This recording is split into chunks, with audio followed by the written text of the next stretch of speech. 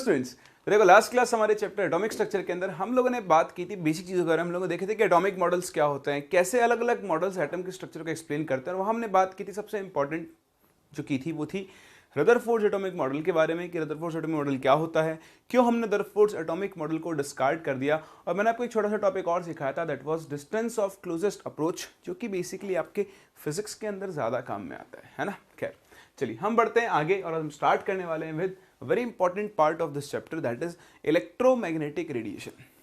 देखें ये आप सभी जानते हैं कि ईएमआरस क्या होते हैं, नहीं जानते हैं तो सुने। कुछ रेडिएशंस ऐसे होते हैं जिनको ट्रैवल करने के लिए मीडियम की ज़रूरत होती है, like sound waves. Sound energy जो है वो मीडियम के बिना ट्रैवल नहीं कर सकती। अगर आपके और मेरे बीच में वैक्यूम है, अभी तो नहीं है लेकिन अगर है, तो मेरी आवाज़ आप तक कभी नहीं पहुंच सकती। तो साउंड को ट्रैवल करने के लिए क्या होती है, मीडियम की ज़रूरत होती है। लेकिन कुछ रेडिएशंस ऐसे भी होते हैं जिनको ट्रैवल करने के लिए मीडियम की ज़रूरत नहीं होती है। तो ऐसे रेडिएशंस, एनर्जी के ऐसे रेडिएशन जिनको ट्रैवल करने के लिए मीडियम की ज़रूरत नहीं होती है, उन्हें हम इलेक्ट्रोमैग्नेटिक रेडिएशंस के नाम से जानते हैं। किसके नाम से जानते हैं? इलेक्ट्रोमैग्नेटिक रेडिएशंस के नाम से। तो आप सबसे पहले तो बात करें कि इलेक्ट्रोमैग्नेटिक रेडिएशंस की प्रॉपर्टी क्या होती है। देखें, हम अगर ईएमआर को डिस्कस करें, बेसिकली हम यहाँ पर लाइट पढ़ने वाले। लाइट, ये जो लाइट आपको आती हुई दिख रही है ना, लाइट का डुअल नेचर होता है, आपने सीखा ही है। ठीक, तो मैं आपको पहले बेसिक क्राइटेरिया बता दूं। हम लाइट का नेचर दो साइंटिस्ट ने अलग अलग तरीके से डिफाइन किया था। एक तो कहा था मैक्सवेल ने। तो अभी हम जो पढ़ने वाले हैं वो मैक्सवेल्स ईएमआर थ्योरी है, और फिर हम बात करेंगे प्लैंक्स की थ्योरी की। तो दोनों का अगर मैं आपको ओवरव्यू दूं, तो मैक्सवेल ने तो लाइट के वेव नेचर को सपोर्ट किया था। उसने कहा था कि लाइट किसकी फॉर्म में ट्रेवल करती है, वेव की फॉर्म में ट्रेवल करती है, जबकि प्लैंक ने इसके पार्टिकल नेचर को सपोर्ट किया था। तो दोनों के ही हम कुछ एक्सट्रैक्ट्स निकालेंगे और फिर दोनों को कंबाइन करके हम ये सीखेंगे कि लाइट का नेचर कई जगह वेव होता है और कई जगह क्या होता है, उसका पार्टिकल नेचर होता है। समझ रहे आप इस बात को? चलिए तो हम स्टार्ट करते हैं विद, सबसे पहले तो ईएमआर क्या होता है। तो देखो, इलेक्ट्रोमैग्नेटिक रेडिएशन ये एक ऐसा रेडिएशन होता है जिसमें दो तरह के फील्ड होते हैं। एक इलेक्ट्रिक फील्ड होता है और साथ में क्या होता है, एक मैग्नेटिक फील्ड होता है। थोड़ा सा आप ध्यान से देखना है यहाँ पे, अगर मैं आपको ये समझाने की कोशिश करूँ ईएमआर, तो मैं छोटा सा डायग्राम बना रहा हूँ। डायग्राम थोड़ा सा आपको अजीब सा लगेगा क्योंकि इसमें मिक्सिंग हो जाती है। मैं कोशिश करूँगा कि मिक्सिंग ना हो, बट स्टिल थोड़ी बहुत तो होती ही है। तो देखो इसमें क्या होता है, ये इस डायरेक्शन में तो हमारी वेव मूव कर रही है, डायरेक्शन ऑफ प्रोपगेशन, ये उस रेडिएशन के मूव करने की डायरेक्शन है। मैक्सवेल ने कहा था, अकॉर्डिंग टू मैक्सवेल, ठीक, ईएमआर, जिसको बेसिकली हम लाइट वेव हमारी ईएमआर के अंदर आती है, ठीक, EMR travels in the form of waves. तो जो आपका ईएमआर है, इलेक्ट्रोमैग्नेटिक रेडिएशन, वो किसकी फॉर्म में ट्रेवल करता है, वेव्स की फॉर्म में ट्रेवल करता है। तो देखो ये इस वेव की डायरेक्शन ऑफ प्रोपगेशन है। इस ईएमआर में दो फील्ड होते हैं, एक होता है इलेक्ट्रिक फील्ड, तो अगर ये एक्स डायरेक्शन है तो ये आपकी वाई डायरेक्शन है, और ये जो डायरेक्शन है ये सपोज अपनी जेड डायरेक्शन है। ठीक, यहां पर आपका मैग्नेटिक फील्ड होगा इस जेड डायरेक्शन के लिए। तो होता क्या है, इलेक्ट्रिक फील्ड का जो कंपोनेंट होता है वैसे वेव की फॉर्म में ट्रेवल करेगा, समझ रहे हो, इससे नीचे जाएगा ऐसे,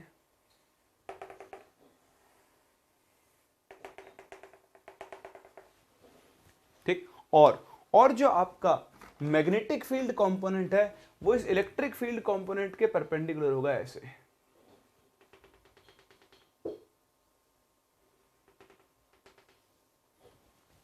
समझ रहे हो? तो देखो इलेक्ट्रिक फील्ड कंपोनेंट ये और मैग्नेटिक फील्ड कंपोनेंट दोनों एक दूसरे के क्या होते हैं, परपेंडिकुलर, और जो डायरेक्शन ऑफ प्रोपगेशन होती है वो इन दोनों के क्या होती है, परपेंडिकुलर। तो बेसिकली ईएमआर में दो तरह के फील्ड होते हैं, एक इलेक्ट्रिक फील्ड होता है, एक मैग्नेटिक फील्ड होता है, और वो कुछ इस तरह से होते हैं, इस तरह से। ये अगर इलेक्ट्रिक फील्ड है तो ये मैग्नेटिक फील्ड होगा, और ये आपकी डायरेक्शन ऑफ प्रोपगेशन होती है। तो बेसिकली यहाँ पर आपको याद बात कुछ नहीं रखना है, देखो समझो और भूल जाओ, ये ईएमआर होता है। इसमें आपको इतना ध्यान रखना है कि electric field, magnetic field and direction of propagation, direction of propagation. These are all are mutually perpendicular. तो ये तीनों ही एक दूसरे के क्या होते हैं, परपेंडिकुलर होते हैं. तो इस चीज का आपको छोटा सा ध्यान रखना है ईएमआर के अंदर.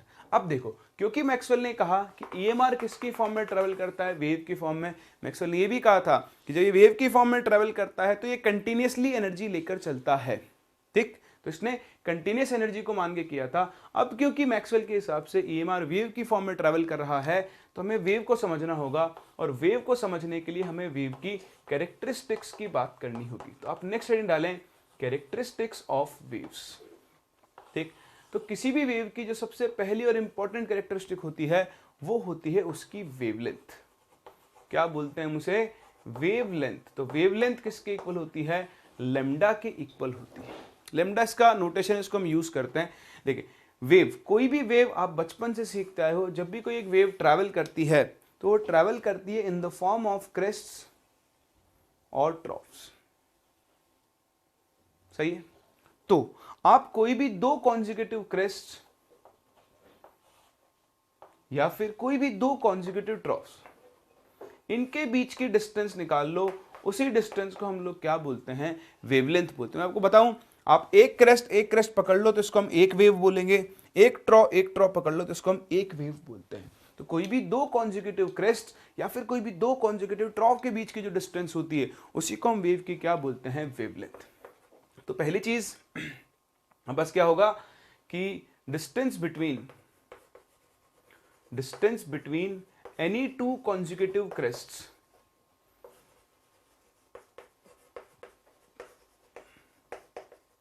और ट्रॉफ्स, ये तो हो गई वेवलेंथ क्या होती है. अब इंपॉर्टेंट चीज, क्योंकि वेवलेंथ डिस्टेंस है तो यहां इंपॉर्टेंट है इसकी यूनिट्स. इसकी जो एसआई यूनिट होती है वो तो होती है मीटर, लेकिन एटॉमिक स्ट्रक्चर में आप इसकी बहुत सारी यूनिट्स यूज करते हो, जिनमें एक इंपॉर्टेंट यूनिट है एंगस्ट्रॉम, जिसको आप A0 से डिनोट करते हो. और 1 एंगस्ट्रॉम, हाँ वेरी गुड, 10⁻⁻10 मीटर के इक्वल होता है. आप चाहो तो सेंटीमीटर बदल सकते हो. ऐसे इसकी एक और यूनिट होती है जिसे आप बोलते हो नैनोमीटर, NM. और 1 नैनोमीटर किसके इक्वल होता है, हाँ जी वेरी गुड, 10⁻⁹ मीटर के. ऐसे आपने नाम सुना होगा पिकोमीटर का, PM.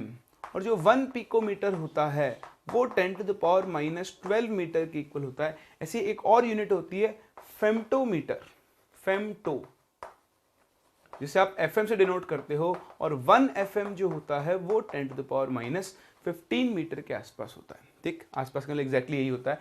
तो बेसिकली आपको ये सारे कन्वर्जन आने चाहिए. एंगस्ट्रॉम क्या होता है, उसको मीटर में कैसे कन्वर्ट करते हैं, नैनोमीटर, पिकोमीटर और फेम्टोमीटर कर सकते हैं.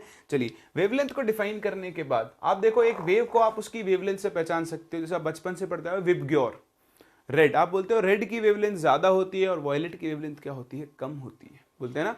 तो वेवलेंथ एक वेव की बड़ी इंपॉर्टेंट कैरेक्टरिस्टिक है. और इसी के बाद इसकी सेकंड बड़ी इंपॉर्टेंट कैरेक्टरिस्टिक है, दैट इज फ्रीक्वेंसी. अगर आप किसी वेव की फ्रीक्वेंसी डिफाइन करना चाहते हो तो देखो, फ्रीक्वेंसी हम डिफाइन करते हैं विद रिस्पेक्ट टू टाइम. जैसे ये होल्डर है, ये ऐसे वाइब्रेट कर रहा है, तो इसकी फ्रीक्वेंसी क्या होगी, एक सेकंड में ये कितनी बार वाइब्रेट कर रहा है. सेम ऐसे ही हम अगर वेव की फ्रीक्वेंसी डिफाइन करने चलें तो हम सिंपली क्या बोल सकते हैं, it can be defined as number of waves passing through a point per second. एक सेकेंड में एक पॉइंट से कितनी वेव्स पास हो रही हैं, उसी को हम लोग क्या बोल सकते हैं, उस वेव की फ्रीक्वेंसी बोल सकते हैं. तो आप ये ध्यान रखें, अगर हम EMR की बात कर रहे हैं तो ये आप जानते हैं, नहीं जानते हैं तो ध्यान रखें. EMR वैक्यूम में, कहां पर, वैक्यूम में लाइट की स्पीड से मूव करते हैं, इसलिए हम इनके लिए न्यू इक्वल टू क्या लिख कर चलते हैं, C/λ. हाँ, मैंने वैक्यूम में क्यों बोला मैं आपको अभी आगे बताऊंगा, बट हाल फिलहाल आप ध्यान रखें, अगर आप इलेक्ट्रोमैग्नेटिक रेडिएशन यानी आप लाइट की बात कर रहे हो तो ऑब्वियसली लाइट तो लाइट की स्पीड से ही मूव करेगी, तो इसके लिए न्यू इक्वल टू C/λ होता है. लेकिन अगर आपके पास EMR नहीं है, कोई अदर वेव्स हैं, तो उन अदर वेव्स के लिए न्यू का फॉर्मूला क्या बन जाएगा, वेलोसिटी ऑफ वेव अपॉन λ. ये कर सकते हैं. चलिए, यहां फ्रीक्वेंसी है, फ्रीक्वेंसी की अगर मैं यूनिट की बात करूं तो यूनिट होती है इसकी पर सेकंड जिसे आप हर्ट्ज के नाम से भी जानते हो, HZ। एक आपको ये नोटेशन पता होना चाहिए, 1 किलो हर्ट्ज का मतलब क्या होगा, 10⁻³ हर्ट्ज। सेकेंड टर्म होता है 1 मेगा हर्ट्ज, इसका मतलब होता है 10⁻6 हर्ट्ज। ये स्टैंडर्ड नोटेशन है। किलो मतलब 10⁻3, कैपिटल M यानी मेगा मतलब 10⁻6। 1 मिली हर्ट्ज ये किसके इक्वल होता है, 10⁻³ हर्ट्ज के इक्वल होता है। कर सकते हैं। चलिए कॉपी करें, फिर मूव करते हैं इसकी थर्ड इंपॉर्टेंट कैरेक्टरिस्टिक के ऊपर। फिर देखो, जो अपनी थर्ड कैरेक्टरिस्टिक होती है उसको हम बोलते हैं वेव नंबर। क्या बोलते हैं, वेव नंबर। तो देखो वेव नंबर क्या होता है, पहली चीज आप आगे जाकर नंबर ऑफ वेव्स निकालना सीखोगे तो कुछ लोग नंबर ऑफ वेव्स को वेव नंबर के इक्वल ले लेते हैं, ऐसा नहीं होता है। मैं आपको आगे समझाऊंगा। अभी तो आप सिर्फ देखो टर्म का मतलब वेव नंबर। तो वेव नंबर को हम लोग डिनोट करते हैं न्यू बार से। तो जब का न्यू बार होता है ये सिंपली 1/λ के इक्वल होता है और इसकी यूनिट हो जाएगी मीटर इनवर्स। इसको हम बोलते हैं रेसिप्रोकल ऑफ वेवलेंथ। और अगर आप इसकी टेक्निकल डेफिनेशन लिखना चाहो तो इसको हम लिख सकते हैं number of waves in 1 metre length. ये होता है वेव नंबर का एक्चुअल डेफिनेशन। अब आप देखो, जैसे किसी की वेवलेंथ है मान लो 10⁻³ मीटर, ठीक। तो वेवलेंथ क्या हो गई, एक वेव की लेंथ। मतलब मैंने बताया था थोड़ी देर पहले कि कोई भी दो ट्रॉफ्स के बीच की डिस्टेंस निकाल लो या दो क्रेस्ट, ठीक है। तो ये वेवलेंथ है 10⁻³ मीटर। इसका मैं बोल सकता हूं कि इन 10⁻³ मीटर बताओ नंबर ऑफ वेव्स कितनी होंगी, 1 होगी। तो बताओ इन 1 मीटर अगर मैं आपसे नंबर ऑफ वेव्स पूछूं, हाँ तो आप 1/10⁻³ कर दोगे, 10⁻³ वेव्स होंगी। और इसी को हम लोग क्या बोलेंगे, इसका वेव नंबर बोलेंगे। समझ सकते हो। तो यूनिट लेंथ में कितनी वेव्स है उसी को हम वेव नंबर बोलते हैं। न्यू बार बेसिकली 1/λ के इक्वल होता है। तो ये कुछ होती हैं वेव्स की कैरेक्टरिस्टिक, वेवलेंथ और फ्रीक्वेंसी।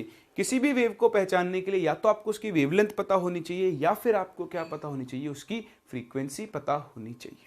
चलिए, तो ये थी आपकी EMR थ्योरी ऑफ मैक्सवेल, जिसने हमको ये सिखाया कि इलेक्ट्रोमैग्नेटिक रेडिएशन किसकी फॉर्म में ट्रैवल करता है, वेव की फॉर्म में ट्रैवल करता है। और इस थ्योरी से उसने रिफ्लेक्शन, रिफ्रैक्शन, डाइफ्रैक्शन, इन सारी चीज़ों को एक्सप्लेन किया। तो मैक्सवेल की जो EMR थ्योरी होती है वो रिफ्लेक्शन, रिफ्रैक्शन, डाइफ्रैक्शन सब चीज़ों को एक्सप्लेन करती है।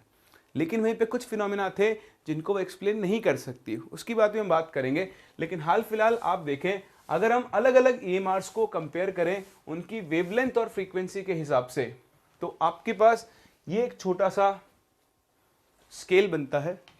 यहां पर इससे पहले आएंगी कॉस्मिक रेज।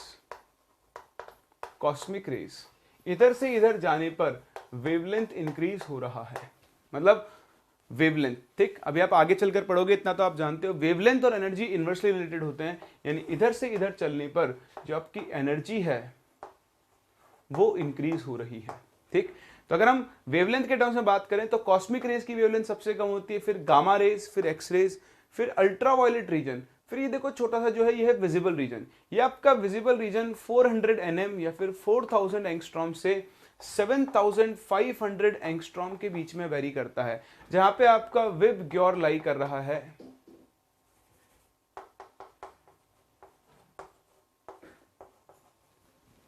ठीक, तो 4000 एंगस्ट्रॉम से 7500 एंगस्ट्रॉम के बीच में आपका ये विजिबल रीजन है, जहां हम देख सकते हैं। हमें जितने भी चीजें दिखाई देती हैं वो सिर्फ और सिर्फ कौन से रीजन में होती है, विजिबल रीजन में।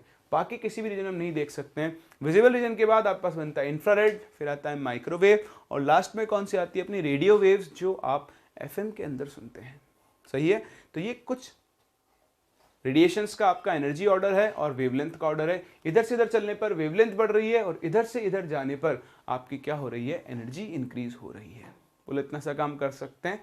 चलिए, तो एक चीज ये, आप ये स्केल बना लें ताकि वैसे या तो हो ही जाएगा, है ना, उसमें ज़्यादा कुछ है नहीं। Cosmic, gamma, X-ray, ultraviolet, visible, infrared, microwave और आपकी कौन सी होंगी, रेडियो वेव्स होगी। सही है। चलिए, बहुत ही बढ़िया। तो ये हमने सीख लिया कि ये मैक्सवेल की कौन सी थ्योरी होती है, वेव थ्योरी होती है। अब हम चलते हैं आगे और हम मिलते हैं एक भाई साहब जिनका नाम था प्लैंक। किससे मिलते हैं, प्लैंक से। तो प्लैंक ने कहा कि भाई साहब ये जो मैक्सवेल जी कह रहे हैं वो सही है कि लाइट क्या है, रिफ्लेक्शन हो रहा है, रिफ्रैक्शन हो रहा है, डाइफ्रैक्शन हो रहा है। वहां पर तो लाइट की वेव थ्योरी बिल्कुल सही है और वो सब कुछ एक्सप्लेन भी कर रही है। लेकिन वहीं अगर हम कुछ और फिनोमिनाज में आ जाएं, जैसे फोटो इलेक्ट्रिक इफेक्ट, कौन सा, फोटो इलेक्ट्रिक इफेक्ट, हम बात कर लें ब्लैक बॉडी रेडिएशन, इन चीजों को मैक्सवेल की वेव थ्योरी एक्सप्लेन नहीं कर पाई थी। क्या नहीं कर पाई थी? मैक्सवेल की वेव थ्योरी एक्सप्लेन नहीं कर पाई थी। तो इन चीजों को एक्सप्लेन करने के लिए प्लैंक ने एक नई थ्योरी दी जिसे हम प्लैंक्स क्वांटम थ्योरी के नाम से जानते हैं। जहां मैक्सवेल लाइट के वेव नेचर को सपोर्ट करता है, वहीं पर प्लैंक क्या करता है, लाइट के पार्टिकल नेचर को सपोर्ट करता है। तो आओ डिस्कस करते हैं क्या होती है प्लैंक्स थ्योरी और क्या प्लैंक ने कहा। देखें, हेडिंग डालें नेक्स्ट, प्लैंक्स क्वांटम थ्योरी। फिर हम इन दोनों को कंबाइन करेंगे और इनके कॉम्बिनेशन जो रिजल्ट बनेंगे उनको हम लोग यहां पर यूज करेंगे। तो प्लैंक्स क्वांटम थ्योरी क्या कहती है? बहुत सिंपल, प्लैंक्स क्वांटम थ्योरी ये कहती है कि जब भी लाइट ट्रेवल करती है, एनर्जी ट्रेवल करती है, energy is transmitted in form of small packets. छोटे छोटे पैकेट्स की फॉर्म में एनर्जी क्या होती है, ट्रेवल करती है। ऑल्दो आपको ऐसा लगता नहीं, जैसे अभी मेरे ऊपर जो लाइट लगी हुई मुझ पर गिर रही है, तो क्या मेरे ऊपर लाइट के पैकेट आके गिर रहे हैं? एक्चुअली तो हाँ, लेकिन अगर हम ऑब्जर्व कर रहे हैं तो मुझे तो लाइट कंटिन्यूसली आती हुई दिखाई दे रही है। लेकिन एक्चुअली लाइट क्या होती है, छोटे छोटे पैकेट्स की फॉर्म में ही आती है। क्यों? क्योंकि यहां से जो लाइट आ रही है वो आने वाले पैकेट्स का नंबर क्या है, बहुत ज्यादा है। इसलिए मुझे ऐसा लग रहा है कि लाइट क्या हो रही है, धीरे धीरे, लाइट क्या हो रही है, कंटिन्यूसली मुझे मिलती जा रही है। मैं आपको एक एग्जांपल देता हूं, बहुत ध्यान से आप देखना। मेरे पास एक रिवॉल्वर है, हंसना मत ड्राइंग पे, ये रिवॉल्वर है, ठीक। इस रिवॉल्वर में 6 बुलेट्स हैं। तो आप क्या करोगे, यहां पर एक बुलेट प्रूफ ग्लास मैंने लगा दिया है और यहां पर मैं खड़ा हुआ हूं, ठीक। आपने क्या किया, मैं यहां ऑब्जर्व कर रहा हूं, आपने यहां से एक बुलेट फायर की। तो आपने यहां से एक बुलेट फायर की, तो बताओ ये बुलेट आएगी और जाकर इस वॉल से टकराएगी। ग्लास अच्छी क्वालिटी का है तो मतलब ये मुझे हिट नहीं करेगी ना, बुलेट प्रूफ ग्लास है। तो हुआ क्या, मैं अगर ऑब्जर्व करूं, वहां से एक बुलेट आई, इस बुलेट को मैं एनर्जी का एक पैकेट बोल सकता हूं। तो ये बुलेट कुछ सर्टेन अमाउंट ऑफ एनर्जी लेकर चल रही है और जब ये इस वॉल से टकराएगी अपनी सारी एनर्जी इस वॉल को ट्रांसफर कर देगी। सेम ऐसे ही हम दूसरी बुलेट को फायर करेंगे, फिर एक और पैकेट आएगा, तीसरा एक और पैकेट, चौथा एक और पैकेट, इस तरह से टोटल 6 पैकेट ऑफ एनर्जी मेरे पास आ जाएंगे।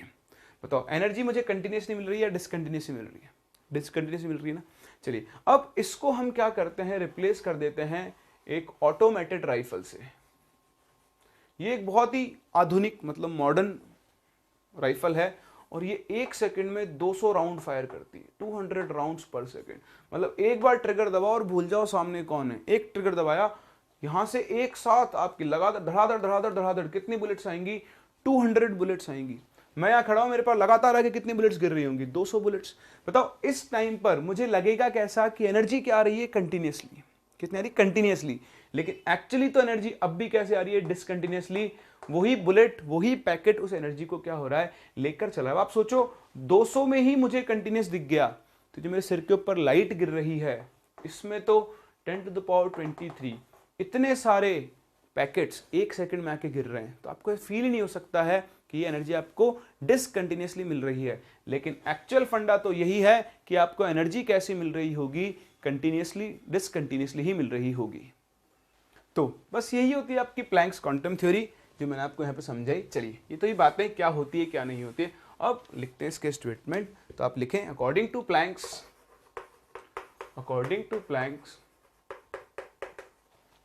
Energy is transmitted in form of small packets और यूनिट्स। लाइक जैसे वो एक बुलेट थी तो वो एक स्मॉल पैकेट था और इन पैकेट्स को हम लोग क्या बोलते हैं, कॉल्ड क्वांटा।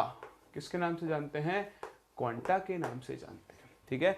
तो प्लैंक्स क्वांटम थ्योरी ये कहते हैं कि एनर्जी हमेशा किसकी फॉर्म में ट्रेवल होती है, छोटे छोटे पैकेट्स की फॉर्म में ट्रेवल होती है और इन छोटे छोटे पैकेट्स को हम किसके नाम से जानते हैं, क्वांटा के नाम से जानते हैं। एक चीज, अगर आप लाइट एनर्जी की बात कर रहे हो, in case of light energy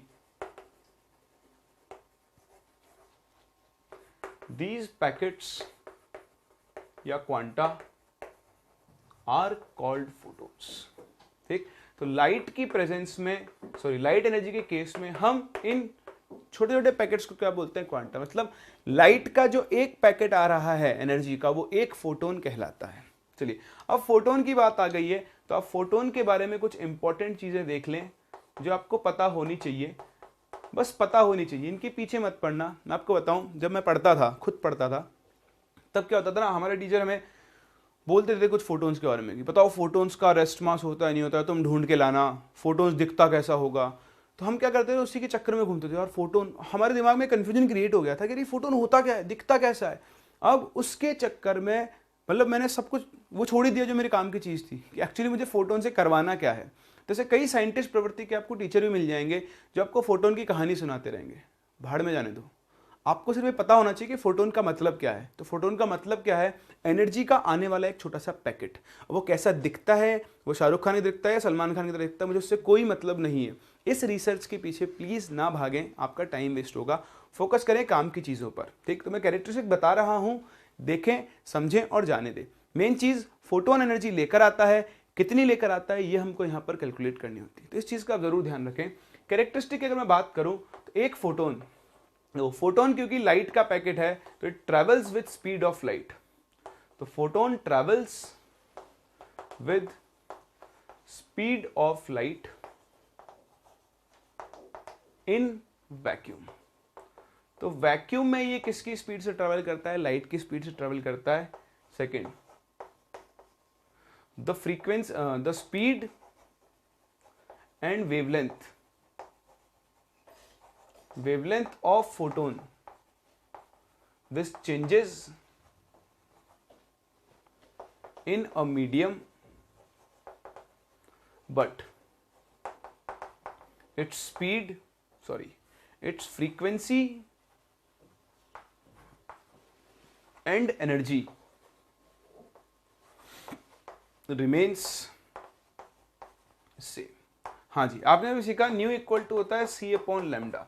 तो जब आपका फोटोन वैक्यूम में है तब तो वो लाइट की स्पीड से मूव करेगा, लेकिन जैसे ही वो किसी मीडियम में एंटर करेगा तो उसकी स्पीड बदलेगी, उसकी वेवलेंथ भी बदलेगी, लेकिन दोनों का चेंज एक दूसरे को बैलेंस करता है। इसकी फ्रीक्वेंसी और इसकी एनर्जी हमेशा क्या बनी रहती है, सेम बनी रहती है। ठीक, तीसरी चीज क्या है फोटोन के बारे में, कि the rest mass of a photon is 0। Rest mass का मतलब देखो, वैसे तो फोटोन कभी रेस्ट पर आता ही नहीं है, वो हमेशा चलता रहता है, लेकिन अगर एक फोटोन रेस्ट पर आ गया तो उसका मास हम कितना लेकर चलेंगे, 0। ये कैसे हो सकता है, हाँ ये होता है, ये आइंस्टाइन्स थ्योरी ऑफ रिलेटिविटी होती है, जो कि उनको बताती है कि किसी भी सब मूविंग पार्टिकल का जो मास होता है वो 1 minus v square upon v square upon c square के इक्वल होता है। यहाँ पर v उस पार्टिकल की स्पीड है और c लाइट की स्पीड के बराबर है। ठीक, तो जब फोटोन रेस्ट पर आ जाएगा तो देखो उसकी वेलोसिटी 0 हो जाएगी। ठीक है, वेलोसिटी 0 हो गई तो ये वैल्यू क्या होगी, मतलब ये टर्म 0 हो जाएगा आपके पास। 0 होते ही क्या होगा, m की वैल्यू m0 के इक्वल हो जाएगी, और m0 होता है उसका रेस्ट मास। क्या होता है उसका रेस्ट मास हो जाता है। ठीक है, तो ये इक्वेशन से, आई थिंक मैं कुछ उल्टा सीधा बोल गया,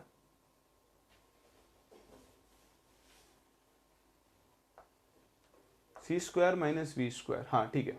तो वी स्क्वायर अगर आपका टर्म 0 हुआ तो देखो ये लाइट की स्पीड से मूव कर रहा होगा उस टाइम पर, अगर वी स्क्वायर को 0 पुट कर दूं मैं तो ये रेस्ट पर आ जाएगा, तो m की वैल्यू किसके इक्वल हो जाएगी, m0 के।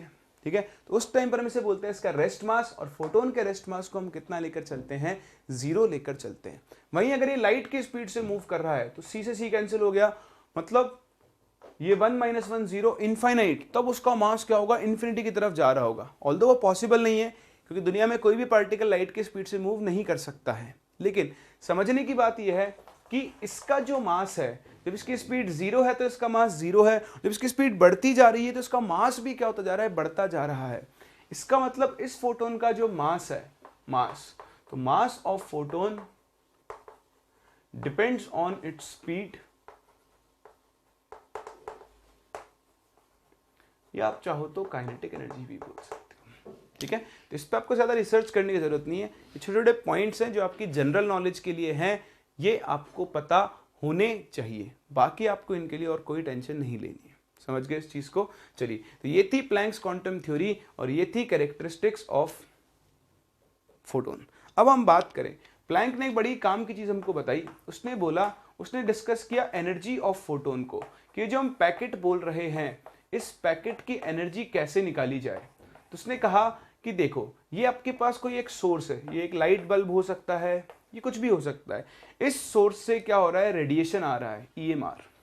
तो मैक्सवेल ने बताया कि सोर्स से जो रेडिएशन आ रहा है उसकी कुछ ना कुछ वेवलेंथ होगी, कुछ ना कुछ फ्रीक्वेंसी होगी।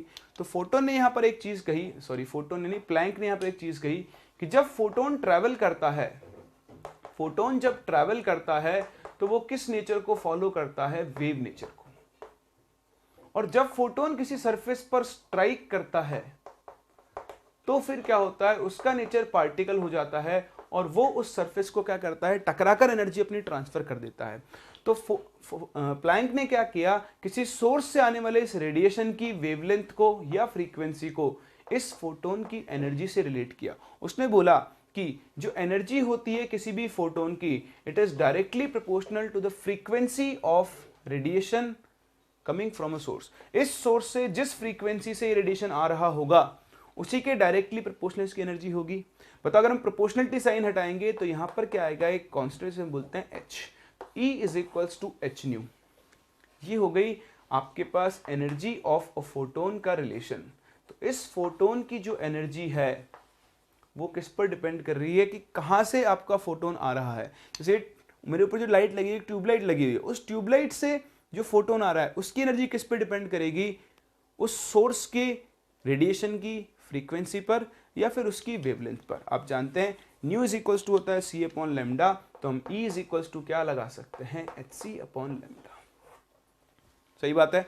ये तो ही एक फोटोन के बारे में। अगर आपके पास एक से ज्यादा फोटोन्स हैं तो if there are n photons, तो बताओ E इज इक्वल्स टू क्या बन जाएगा, n into H C upon lambda. लिख सकते हैं, तो E equal to H C upon lambda एक फोटोन के लिए। अगर उस सोर्स से एक से ज्यादा फोटोन्स आ रहे हैं तो टोटल एनर्जी कितनी हो जाएगी, n into H C upon lambda. सही है, कोई दिक्कत है? चलिए, तो एक चीज तो ये हो गई कि प्लैंक ने क्या कहा और प्लैंक ने कैसे एक फोटोन की एनर्जी को हमें कैलकुलेट करवाया। एक काम करो, चलो पहले एक और छोटी चीज डिस्कस कर लेते हैं, फिर आप सब कुछ एक साथ ही कॉपी कर लेना। आई होप आपने ये तो लिख लिया होगा, है ना? तो ये लिख लिया, तो इतनी सी जगह खाली कर रहा हूं। अब क्या होगा, हम न्यूमेरिकल्स पे जस्ट आने ही वाले हैं। तो न्यूमेरिकल्स करने से पहले आपको एक यूनिट्स सीखनी है। देखो, हम एनर्जी की बात कर रहे हैं, तो यूनिट्स ऑफ एनर्जी जो होती है, तो स्टैंडर्ड जो ऐसा यूनिट है वो तो है जूल, और हम यहाँ पे एक यूनिट और यूज करते हैं, इलेक्ट्रॉन वोल्ट, 1 eV। ठीक, तो E मैं आपको बता चुका हूं, E हम यहाँ पर चार्ज ऑफ इलेक्ट्रॉन को बोलते हैं। तो 1 इलेक्ट्रॉन वोल्ट को अगर जूल में बदलना है तो कुछ भी मत करो, बस चार्ज ऑफ इलेक्ट्रॉन की वैल्यू रख दो यहाँ पर। तो 1 इलेक्ट्रॉन वोल्ट कितना होता है, 1.6 इंटू 10⁻⁻19 जूल होता है। अच्छा, ये जो आपका प्लैंक्स कांस्टेंट होता है H, इसकी वैल्यू तो आपको पता ही है, 6.634 भी लिखते हैं, 62 भी लिखते हैं, इंटू 10⁻34 जूल्स इंटू सेकेंड होती है। C आपकी स्पीड ऑफ लाइट है, जिसकी वैल्यू 3 इंटू 10⁸ मीटर पर सेकेंड होती है। तो आप ध्यान दें, एनर्जी कैलकुलेट करने के लिए आपको हर बार H और C की वैल्यू को यहां पर रखना होगा। सही बात है ना? तो हम बार बार रखें, इससे अच्छा इस वैल्यू को हम कैलकुलेट करके रख लें। तो हमने क्या किया है, HC की दो वैल्यूज हमें यहां पर याद रखनी होंगी, which are very very important. HC की एक वैल्यू तो होती है 1240 इलेक्ट्रॉन वोल्ट इंटू एनएम, और एक वैल्यू होती है 12400 इलेक्ट्रॉन वोल्ट इंटू एंगस्ट्रॉम। समझ में आ रहा है आपको? HC की एक वैल्यू तो होती है 1240 इलेक्ट्रॉन वोल्ट इंटू एनएम, और एक वैल्यू होती है 12400 इलेक्ट्रॉन वोल्ट इंटू एंगस्ट्रॉम। ये थोड़ी सी अप्रोक्सीमेट वैल्यूज हैं, तो इनसे आंसर्स भी क्या आएंगे, अप्रोक्सीमेट। लेकिन ध्यान दें, अगर आपके सोर्स की वेवलेंथ एंगस्ट्रॉम में है तो आप ये फॉर्म यूज करके डायरेक्ट उसकी एनर्जी इलेक्ट्रॉन वोल्ट में निकाल लोगे, और फिर इलेक्ट्रॉन वोल्ट को आप किस में कन्वर्ट कर सकते हो, जूल में। सिमिलरली अगर वेवलेंथ नैनोमीटर में है तो आप आसानी से नैनोमीटर यहां रख के HC की वैल्यू निकाल लोगे, तो एनर्जी आ जाएगी इलेक्ट्रॉन वोल्ट में, फिर से आप उसको जूल पे कन्वर्ट कर सकते हो। तो these are very very very important, इनको आप जरूर ध्यान रखें। वैसे तो कैलकुलेशन करते करते अपने को याद हो ही जाएंगे, बट फिर भी आप इनको ध्यान रखें। सही है, ये पार्ट आपने कॉपी कर लिया, तो ये आप जब तक ये पार्ट कॉपी करो मैं यहाँ सफाई कर देता हूँ।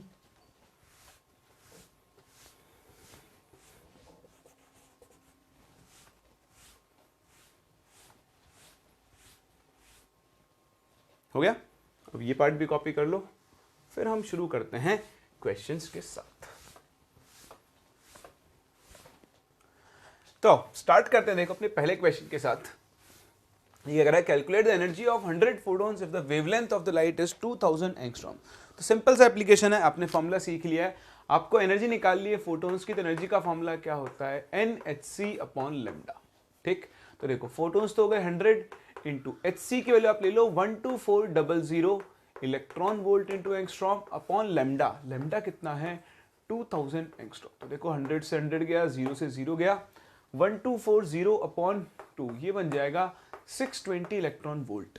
ये तो आया इलेक्ट्रॉन वोल्ट में। ठीक है, अब अगर कुछ नहीं बोला है तो आपको एनर्जी जूल में रिप्रेजेंट करनी चाहिए। तो 620 इंटू, बताओ इलेक्ट्रॉन वोल्ट को जूल में बदलने के लिए क्या कर देंगे, 1.6 इंटू 10⁻⁻19 कूलम्स। इसको आप सॉल्व कर लो, आपको अपना करेक्ट आंसर मिल जाएगा। देखिए 621.1 दिया है क्योंकि अप्रॉक्सीमेट वैल्यू है, अगर हमें एग्जैक्ट वैल्यू चाहिए तो फिर हम उसे इस तरह से सॉल्व कर सकते हैं। ठीक है, तो ये अप्रॉक्सीमेट आंसर है, सही है, कोई दिक्कत नहीं है। हमारा आंसर है 620 इलेक्ट्रॉन वोल्ट, आप इसी से इसको यूज करेंगे।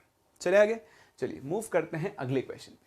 ये देखें, light source of wavelength 2000 angstrom emits 0.5 joule energy, the number of photons emitted from the source are. देखो ये एक इंपॉर्टेंट टाइप है, इसमें क्या होता है आपको नंबर ऑफ फोटॉन्स निकालने होते हैं और यहाँ पर आप एक गलती कर बैठते हो।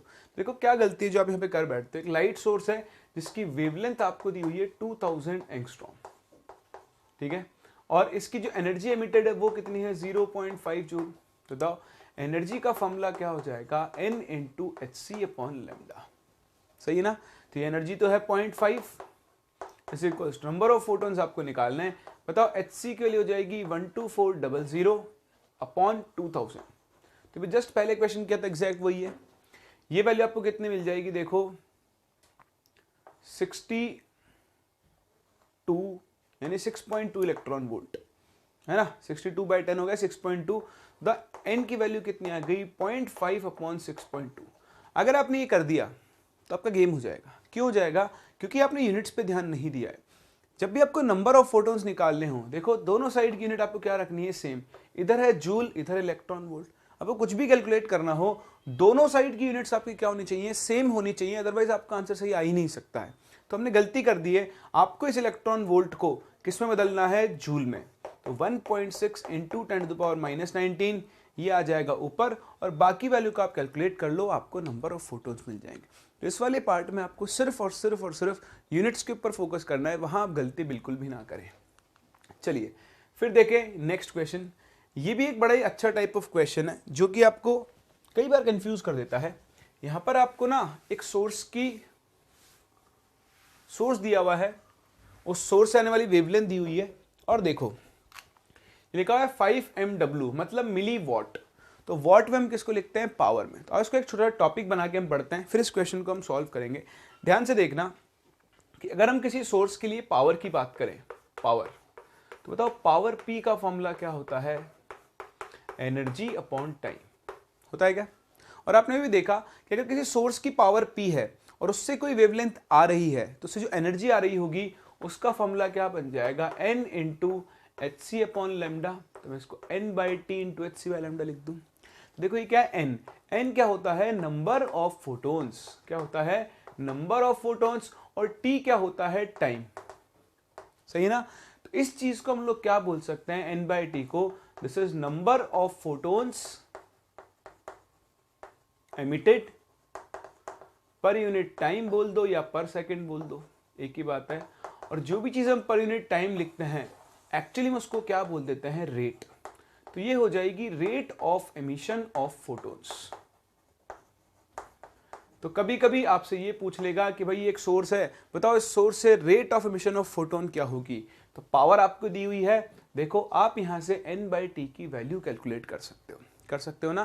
तो इसी के ऊपर बेस्ड है अपना एक क्वेश्चन छोटा सा, how many photons are emitted per second. मतलब आपसे rate of emission of photon पूछा है, तो आप क्या लिखोगे पावर, तो पावर कितनी दी है 5 मिली वोल्ट, वॉट है 10⁻⁻, ध्यान देना वॉट पावर की ऐसा यूनिट होती है, ठीक है ना, मतलब आपको सबको, आप इधर जो एनर्जी लिखोगे उसको आपको जूल्स में लिखना होगा।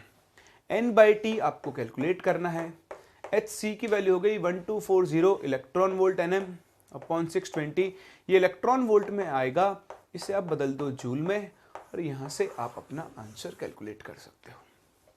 बोलो समझ में आ रहा है, कर सकते हैं। तो ये एक और टाइप है जो आपसे प्लैंक्स क्वांटम थ्योरी के ऊपर पूछा जा सकता है। आगे बढ़े, चलिए मूव करते हैं अगले टाइप ऑफ क्वेश्चन, आप सॉल्व कर लेना, आपको अपना आंसर इसके अप्रॉक्सीमेटली मिल जाएगा। चलिए ये देखें, ये क्वेश्चन जो लैंग्वेज में थोड़ा बड़ा है, लेकिन जितना बड़ा है उतना ही आसान है, कुछ भी नहीं है, आपको ऐसे ही घुमाने की कोशिश की गई। सुनना, the eyes of a certain member of the reptile family pass a visual signal to the brain, ठीक है, when the visual receptors are struck by photons of wavelength 850, तो कह रहा है कि आपका जो भी रेप्टाइल है उसके विजुअल रिसेप्टर्स के ऊपर 850 nm की वेवलेंथ आकर गिरी, ठीक है, और इस सिग्नल को ट्रिप करने के लिए आपको टोटल एनर्जी कितनी चाहिए 3.15 इंटू 10⁻⁻14 जूल, यानी इस वेवलेंथ से आपको इतनी एनर्जी जनरेट करनी है। तो बताओ what is the minimum number of photons that must strike, तो भाई जो आपको मिनिमम एनर्जी चाहिए उसको आप किसके इक्वल कर दो n into HC upon lambda, तो 1240 electron volt into Nm upon 850। अब ये इलेक्ट्रॉन वोल्ट है तो इसे बदल दो जूल में, 1.6 इंटू 10⁻⁻19, और आप यहां से n की वैल्यू कैलकुलेट कर सकते हैं, कैलकुलेट कर लेना, आपको अपना ये आंसर मिल जाएगा, ठीक है। देखो ये अप्रॉक्सीमेट आंसर, अगर आपको एग्जैक्ट आंसर चाहिए तो h की वैल्यू रखना, c की वैल्यू रखना, और फिर आप अपना एग्जैक्ट आंसर निकाल सकते हो, लेकिन अपना काम चल जाएगा, अप्रॉक्सीमेट वैल्यूज आएंगी, बहुत बड़ा डिफरेंस आपको यहाँ पर नहीं मिलने वाला है। तो ये है यूज प्लैंक्स क्वांटम थ्योरी के अलग अलग लैंग्वेज बनाकर आपसे इस पे अलग अलग कैटेगरी के क्वेश्चंस पूछे जा सकते हैं। ऐसी एक और कैटेगरी बनती है that is called photo dissociation. क्या बोलते हैं उसे, फोटो डिसोसिएशन। तो ये प्रोसेस भी आप समझें, इसके ऊपर बेस्ड क्वेश्चंस भी आपको यहाँ पर मिल सकते हैं। तो इसे में हम एक छोटा सा टॉपिक और कवर कर लेते हैं, फोटो डिसोसिएशन। देखें क्या होता है फोटो डिसोसिएशन, बहुत ही आसान सी चीज है, नाम से पता लग रहा है, फोटो मतलब लाइट, ठीक, तो फोटो स्टैंड्स फॉर लाइट और डिसोसिएशन स्टैंड्स फॉर ब्रेकिंग, ठीक। तो अगर आप किसी सब्सटेंस के बॉन्ड्स को लाइट एनर्जी यूज करके ब्रेक कर रहे हो तो उस प्रोसेस को हम क्या बोलते हैं, फोटो डिसोसिएशन बोलते हैं। तो breaking of chemical bonds, breaking of chemical bonds using light energy, उसी प्रोसेस को हम क्या बोलते हैं, फोटो डिसोसिएशन बोलते हैं। एक चीज थोड़ा यहां पे आपको यूनिट्स के ऊपर फोकस करना होगा, वहां पर आप मिस्टेक कर सकते हैं, तो बहुत ही ध्यान से देखें। जैसे मान लो मेरे पास ये एक बॉन्ड है ए बी के बीच में, ठीक, तो किसी भी बॉन्ड को ब्रेक करने के लिए जो एनर्जी रिक्वायर्ड होती है उसे हम बोलते हैं बॉन्ड एनर्जी। क्या बोलते हैं, बॉन्ड एनर्जी, हम इस चीज को बोलते हैं, सही है। अब आप देखो बॉन्ड एनर्जी हम कैसे डिफाइन करते हैं, तो बॉन्ड एनर्जी हमेशा डिफाइंड होती है 1 मोल के लिए, is always defined for 1 mole. कहने का मतलब इसको हम ऐसे डिफाइन करेंगे, bond energy will be the energy required, क्योंकि आपने भी पढ़ी नहीं होगी, energy required to break 1 mole of a particular type of bond.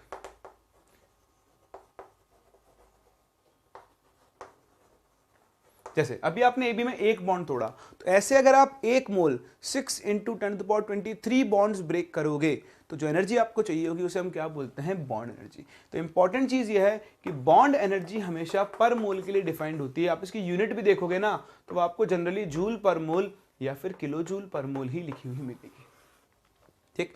तो इससे एक बहुत ही इंपॉर्टेंट चीज आपको सीखनी होती है, क्वेश्चन में आपको देखना होता है कि आप 1 बॉन्ड ब्रेक कर रहे हो या फिर 1 मोल बॉन्ड ब्रेक कर रहे हो, उसको भी हम क्वेश्चंस के थ्रू समझ लेंगे। बट हाल फिलहाल इस बॉन्ड को तोड़ने के लिए जो भी एनर्जी चाहिए बताओ वो आपको किससे मिलेगी, फोटोन से, ठीक है। तो हम क्या बोलेंगे कि the energy required to break the bond will be supplied from the energy of incident light, जिस लाइट को आप इसके ऊपर गिरा रहे हो। ठीक, बेसिकली क्या है, बॉन्ड एनर्जी और लाइट की एनर्जी को आपको इक्वेट करना है। अब डिपेंड करता है आपको कितने बॉन्ड ब्रेक करने हैं। ध्यान देना, जैसे मैंने बोला कि बॉन्ड की बॉन्ड एनर्जी है x, तो यूनिट क्या होगी, x किलो जूल पर मोल। तो बहुत ही ध्यान से समझें, x किलो जूल पर मोल का मतलब क्या है, that is energy required to break 1 mole. 1 mole का मतलब कितने बॉन्ड्स हो गए, Na bonds, is x kilo joule per, sorry x kilo joule. ठीक है ना, 1 मोल बॉन्ड तोड़ने की एनर्जी कितनी चाहिए, x किलो जूल। अगर मैं आपसे बोलूं 1 बॉन्ड तोड़ना है, तो आप देखो energy required to break 1 bond, तो बताओ 1 मोल यानी Na बॉन्ड्स को तोड़ने के लिए अगर x किलो जूल एनर्जी चाहिए, तो 1 बॉन्ड के लिए कितनी चाहिए होगी, हाँ very good, x upon Na kilo joule. तो ये डिफरेंस है। अगर मैं आपसे 1 बॉन्ड तोड़ने को कहूं, तो आपको बॉन्ड एनर्जी को Na से डिवाइड करना होगा। अगर मैं आपसे 1 मोल बॉन्ड तोड़ने को कहूं, तो फिर आपको डायरेक्ट अपनी वैल्यू x यूज करनी है। ठीक, तो अगर आप 1 मोल बॉन्ड तोड़ रहे हो, तो हम क्या बोलेंगे, ये x kilo joule should be equal to n into HC upon lambda. और अगर आप 1 बॉन्ड ब्रेक कर रहे हो, तो देखो 1 बॉन्ड तोड़ने के लिए तो आपको एक ही फोटोन चाहिए होगा। ये ध्यान रखना, एक फोटोन एक ही बॉन्ड ब्रेक कर सकता है। आप चाहो तो इसको पॉइंट बना के लिखना, 1 photon can only break 1 bond. एक फोटोन कभी भी एक से ज्यादा बॉन्ड ब्रेक नहीं कर पाएगा, क्योंकि फोटोन बॉन्ड कैसे ब्रेक करता है, इस बॉन्ड के ऊपर स्ट्राइक करके। तो एक फोटोन स्ट्राइक करेगा, अगर इसकी एनर्जी सफिशिएंट है तो इस बॉन्ड को तोड़ देगा, वरना से नहीं तोड़ पाएगा। अगर आपको 1 मोल बॉन्ड तोड़ने हैं, तो आपको नंबर ऑफ फोटोन्स भी कितने चाहिए होंगे, 1 मोल। अभी होता है कि आपने सारे फोटोन यूज किए, वो सारे के सारे उस बॉन्ड को तोड़ पाए, जरूरी नहीं है, तो नंबर चेंज हो जाता है। बट अभी ध्यान रखें, एक फोटोन से एक ही बॉन्ड ब्रेक कर सकते हो आप, एक फोटोन से 2 या 2 से ज्यादा बॉन्ड ब्रेक नहीं कर पाओगे। तो जब आपको एक बॉन्ड ब्रेक करना है, तो जो फोटोन आपको यूज करना होगा, उसकी एनर्जी HC अपॉन लैम्डा की इक्वल होगी। तो आप नंबर ऑफ फोटोन निकाल सकते हो, या फिर आप यहां से क्या कर सकते हो, इंसिडेंट लाइट की वेवलेंथ को भी कैलकुलेट कर सकते हो। समझ रहे इस बात को? चलिए तो एक बार आप इसे कॉपी करें, फिर हम इसके ऊपर क्वेश्चन के थ्रू समझते हैं कि मैं आपसे यहां पर क्या कहना चाह रहा हूं। चलिए तो शुरू करते हैं क्वेश्चन के साथ। देखें, calculate the wavelength of the photon of light required to break a CL-Cl bond. देखो क्वेश्चन की लैंग्वेज से दिख जाएगा, बोल रहा है wavelength of photon required to break a CL-Cl bond. एक CL-Cl बॉन्ड ब्रेक करना है, और उसने एक ही फोटोन की वेवलेंथ भी आपसे पूछी है। तो देखो, पहली चीज, आपको जो बॉन्ड एनर्जी दी हुई है 1 मोल के लिए, तो बताओ एनर्जी रिक्वायर्ड कितनी होगी, 1.204 किलो जूल अपॉन Na होगा। बस हो गया question solve. This should be equal to क्या होना चाहिए, HC अपॉन लैम्डा। ठीक है, अब देखो आपको यहां पर ना एक कन्वर्जन सिखाता हूं मैं। वैसे तो भी आपको क्या करना है, वैल्यूज रखनी है 1.204 इंटू 10⁻³ जूल, n की वैल्यू हो गई 6.023 इंटू 10⁻23, h हो गया 6.62 इंटू 10⁻⁻34, और c की वैल्यू कितनी हो जाएगी, 3 इंटू 10⁸ अपॉन लैम्डा। यहां से हम लैम्डा यानी वेवलेंथ की वैल्यू कैलकुलेट कर सकते हैं। एक तरीका तो ये है। दूसरा तरीका क्या है, देखो एक कन्वर्जन में आपको सिखाता हूं, ये आप याद रखना। 1 इलेक्ट्रॉन वोल्ट जो होता है, 1 इलेक्ट्रॉन वोल्ट, वो कितना होता है, अप्रोक्सीमेटली 96 किलो जूल पर मोल के हिसाब से होता है। ठीक है, तो आप इसका फायदा उठाओ। देखो आपको बॉन्ड एनर्जी दी हुई है 1 मोल बॉन्ड्स की, कितनी है, 1.204 किलो जूल पर मोल। ठीक, तो अगर आप इसको कन्वर्ट करो, तो आप क्या कर सकते हो, 1.204 अपॉन 96, ये वैल्यू आपको मिल जाएगी इलेक्ट्रॉन वोल्ट में। और फिर आप इसको इक्वेट कर दो HC अपॉन लैम्डा के, तो HC की वैल्यू कितनी हो गई, 12400 इलेक्ट्रॉन वोल्ट इंटू एंगस्ट्रॉम। देख रहे हो ना, यहां से आप लैम्डा की वैल्यू कैलकुलेट कर लो, आपको अपना डायरेक्ट आंसर मिल जाएगा। तो कैसे करोगे आप, लैम्डा के लिए आ जाएगी 12400 इंटू 96 अपॉन 1.204, और ये वैल्यू आपको डायरेक्टली किसके अंदर मिल जाएगी, एंगस्ट्रॉम के अंदर मिल जाएगी। तो दोनों ही तरीके आपके सामने हैं, आप किसी भी एक तरीके को यूज़ कर सकते हो और वहाँ से आप इस फोटोन की एनर्जी को कैलकुलेट कर सकते हो। तो ये कन्वर्जन आप ध्यान रख लेना कि 1 इलेक्ट्रॉन वोल्ट पर एटम बोलते हैं हम इसको, जो होगा वो 96 किलो जूल पर मोल के इक्वल होगा। सही है। इसको कैसे कन्वर्ट करते हैं मैं बता देता हूँ। देखो एनर्जी एक एटम के लिए एनर्जी कितनी है 1 electron volt, that is 1.6 into 10⁻⁻19 joule. तो अगर एक एटम के लिए इतनी है तो बताओ एक मोल के लिए कितनी होगी। तो एक एटम या एक मॉलिक्यूल अगर आप लिखोगे पर एटम पर मॉलिक्यूल तो वो 96 किलो जूल पर मोल के बराबर होगी। तो आप देखो एक मोल बॉन्ड को तोड़ने के लिए चाहिए 1.204 किलो जूल पर मोल। तो अगर हम इसको पर एटम में कन्वर्ट करें तो डिवाइड करोगे 96 से तो ये आ जाएगा इलेक्ट्रॉन वोल्ट पर मॉलिक्यूल, है ना, क्योंकि एक Cl2 मॉलिक्यूल है।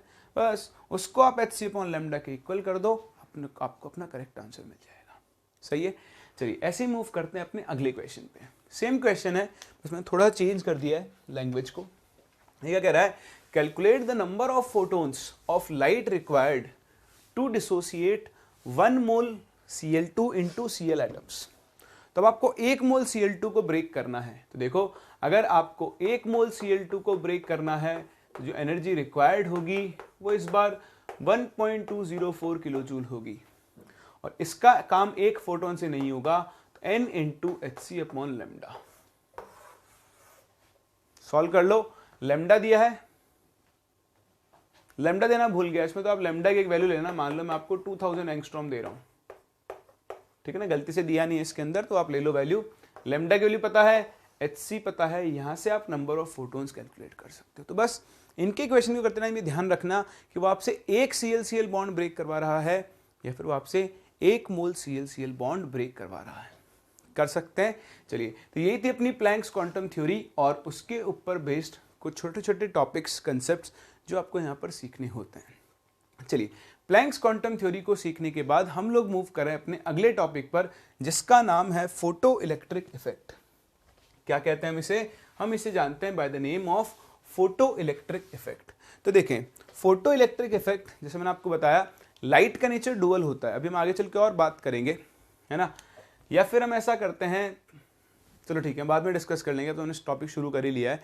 फोटो इलेक्ट्रिक इफेक्ट क्या होता है, लाइट के डुअल नेचर के ऊपर काम करता है। जैसे आपने सीखा, मैक्सवेल ने लाइट का वेव नेचर बताया था, लेकिन जो आपका प्लैंक था उसने लाइट का क्या किया था, पार्टिकल नेचर बताया था। उसने कहा था कि आप रिफ्रैक्शन देखो, रिफ्लेक्शन देखो, डिफ्रैक्शन देखो, वहां पर तो लाइट किसकी तरह काम करती है, वेव की तरह। लेकिन वहीं पर अगर आप फोटो इलेक्ट्रिक इफेक्ट देखो, ब्लैक बॉडी रेडिएशन देखो, तो ये दो फिनोमिना ऐसे हैं जो कि लाइट के कौन से नेचर को एक्सप्लेन करते हैं, पार्टिकल नेचर को एक्सप्लेन करते हैं। तो अभी ध्यान रखना, फोटो इलेक्ट्रिक इफेक्ट सबसे पहली चीज, इट सपोर्ट्स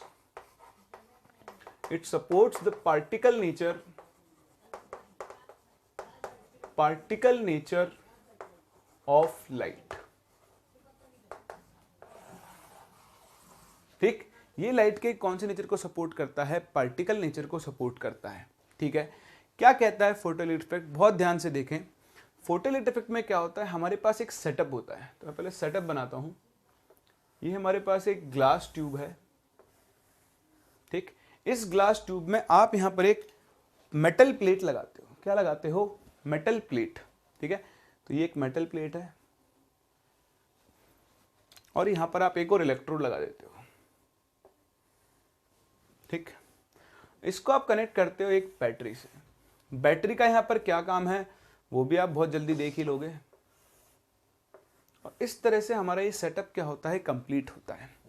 ये जो मेटल है, यहाँ पे आप हर कोई मेटल यूज नहीं कर सकते हो, ये एक स्पेसिफिक टाइप ऑफ मेटल्स होती हैं। वैसे तो हर मेटल के लिए केस हो सकता है, लेकिन ईज जो होती है, ईज कितनी आसानी से ये काम हो सकता है, उसके ऊपर हम बात करते हैं। तो कुछ मेटल्स ऐसी होती हैं जिनके ऊपर अगर लाइट रेज आकर गिरें, तो उनकी सरफेस से क्या होते हैं, इलेक्ट्रॉन्स बाहर निकलते हैं। और जब ये इलेक्ट्रॉन एक सर्किट में मूव करते हैं तो सर्किट में क्या होता है, करंट फ्लो होता है। क्या होता है, करंट फ्लो होता है। तो ये जो मेटल्स होती हैं, इन मेटल्स को हम बोलते हैं फोटो सेंसिटिव मेटल्स। क्या बोलते हैं, फोटो सेंसिटिव मेटल्स, एक चीज।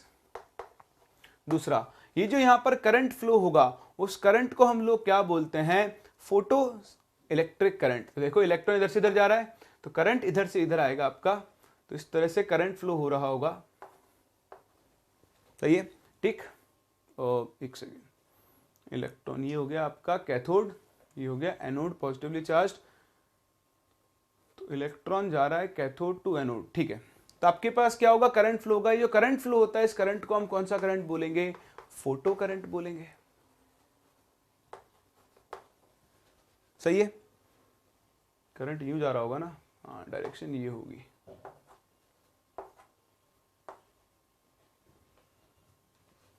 ठीक है, उल्टी हुई थी डायरेक्शन, तो इसको हम फोटो करंट बोलते हैं। और ये जो इफेक्ट आपने देखा, इसी इफेक्ट को हम क्या बोलते हैं, फोटो इलेक्ट्रिक इफेक्ट बोलते हैं। तो सबसे पहले तो आप यहां पर कुछ स्टेटमेंट्स लिखें। लेकिन when light is incident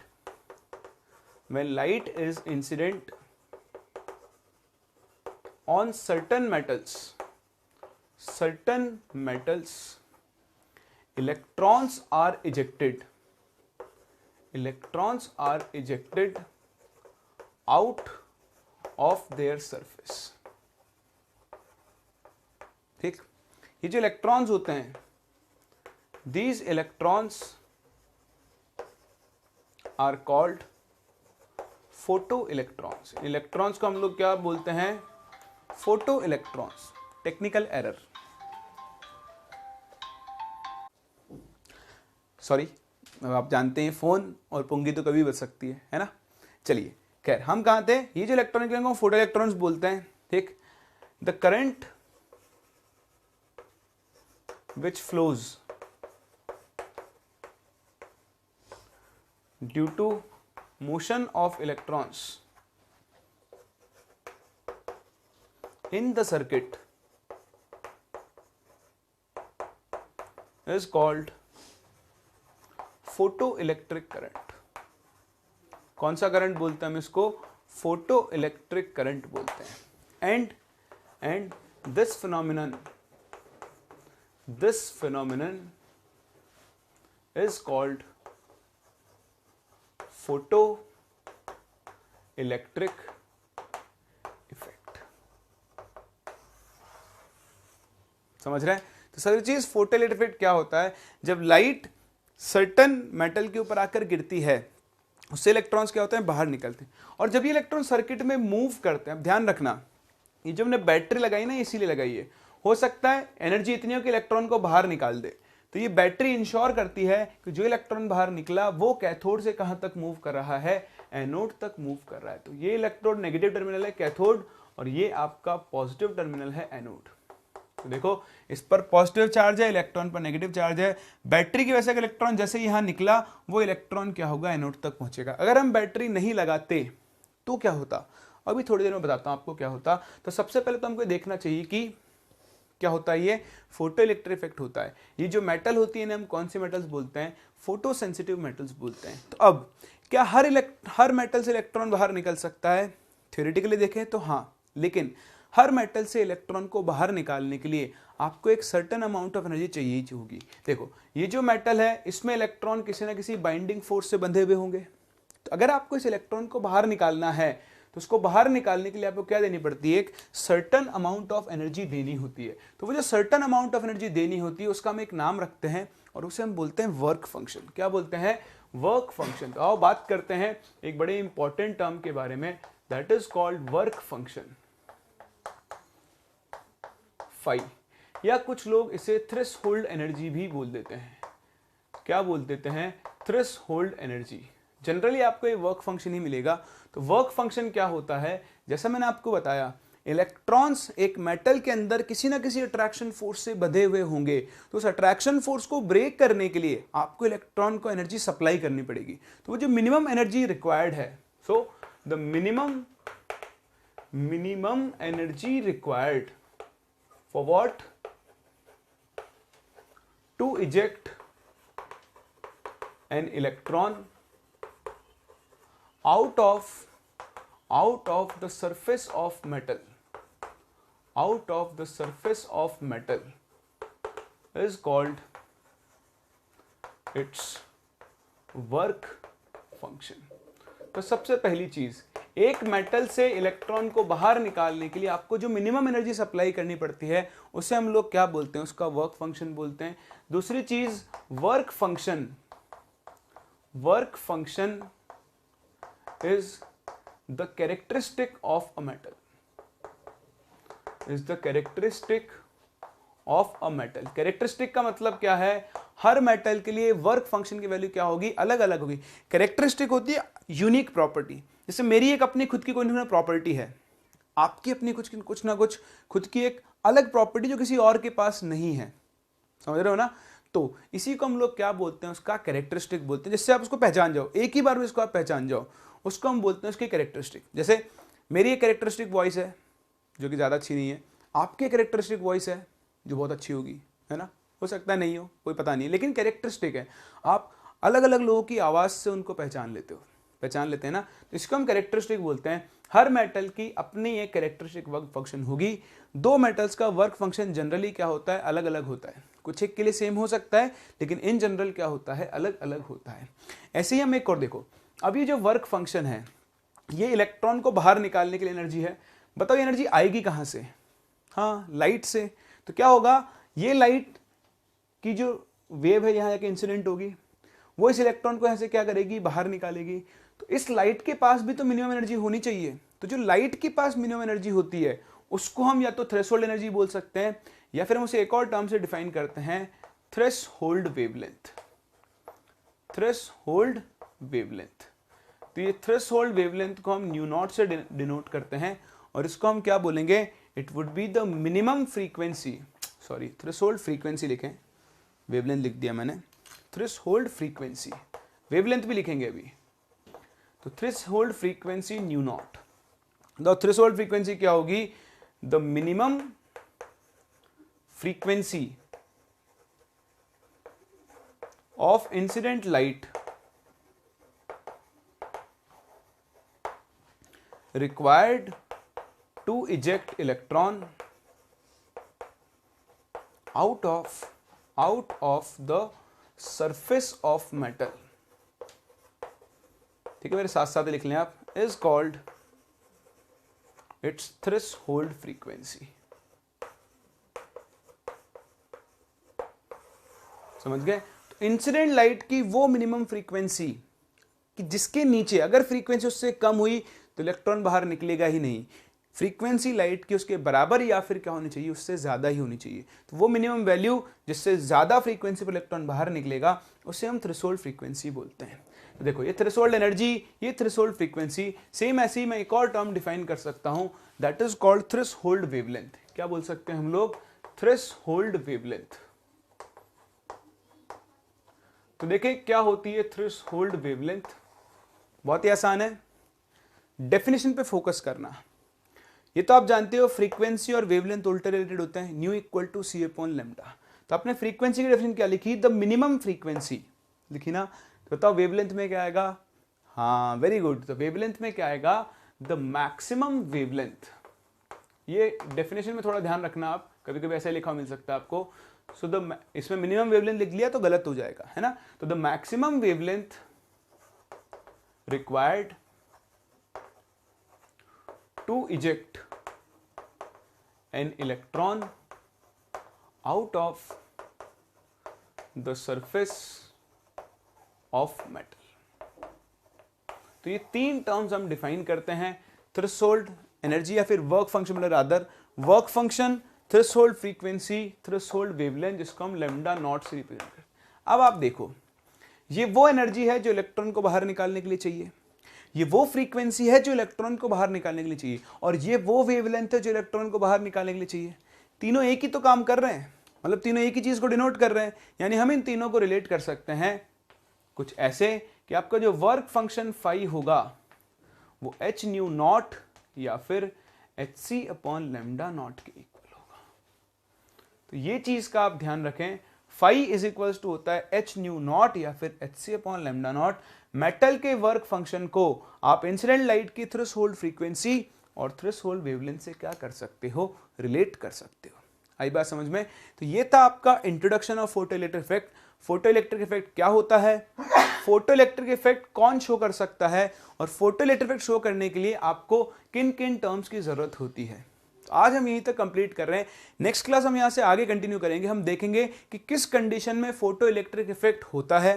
दूसरा हम लोग ये बात करेंगे, हम एक इक्वेशन डिराइव करेंगे जिसे हम फोटो इलेक्ट्रिक इक्वेशन के नाम से जानते हैं। तो आप प्लैंक्स क्वांटम थ्योरी के ऊपर बेस्ड क्वेश्चंस की प्रैक्टिस करें। हम लोग मिलते हैं नेक्स्ट क्लास और यहां से आगे कंटिन्यू करते हैं।